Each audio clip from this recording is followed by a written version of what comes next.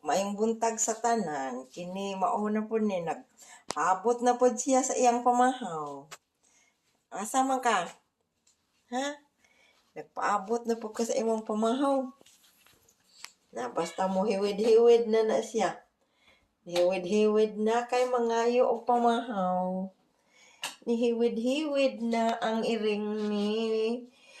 Ang iring nato ni hiwid-hiwid kay mangayo og pamahaw karong buntaga.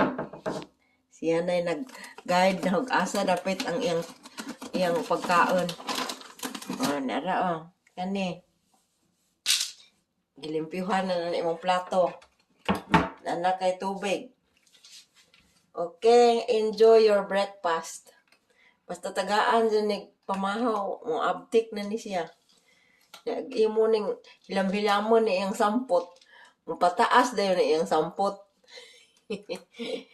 Okay, enjoy your breakfast. Tanaw sa audience. Tanaw sa audience. Okay. Di na siya mo tanaw kay gigutom.